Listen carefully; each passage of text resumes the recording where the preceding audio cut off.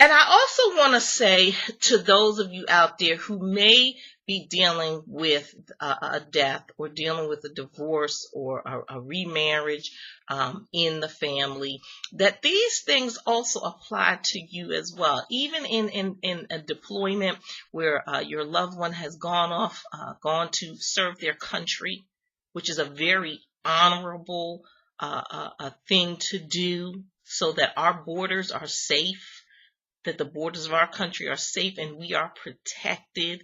Yes, there's people out there that have to do that job too, and that's 365 days a year, 24/7.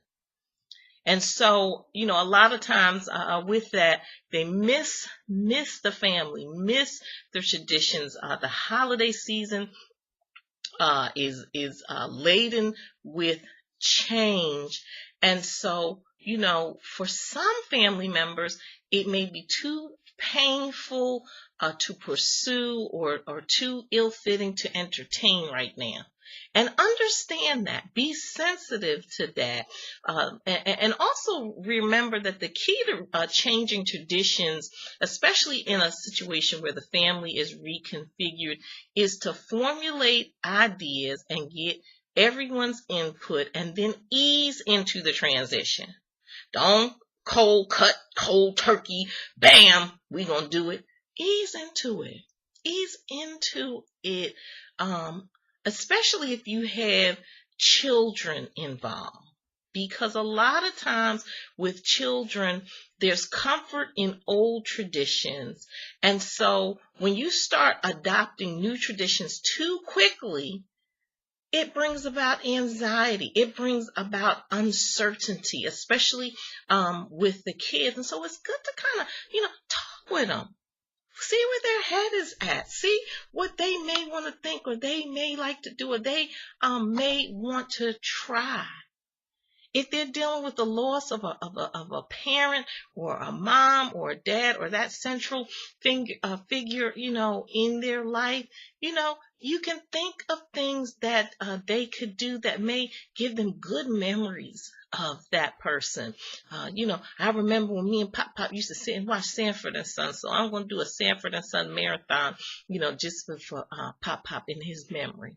I lost my dad on Christmas Eve in 2003, I think it was.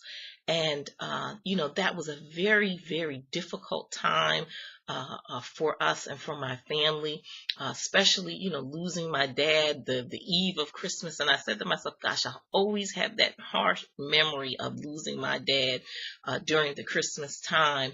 But Thanksgiving, I went to visit his gravesite, and it was good. And each year I got better, I got stronger about it.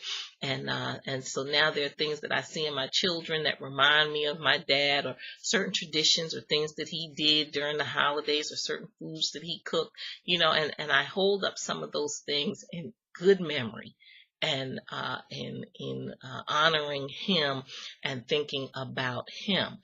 But that comes over the course of time, even if there is a divorce and then subsequently the other spouse remarries. There's a transition period even with that, especially during the holidays, as the kids are shifting between the mom and dad. If you're co-parenting, everybody's not co-parenting. Some children won't see the mom or the dad, and they're now with a new family, with a new set of traditions that they have, and they're making adjustments to that. So these are all things that you want to try to take into consideration. Is the other managing your expectations, especially during the holidays. And this is part of what will help you to mitigate a meltdown, is don't expect things to run smoothly at the onset of the new tradition, particularly if they're radically different from what they used to be. And just remember, older children may be slower to accept change and need time to grieve that loss of that person that kind of held the family together, or, held things intact.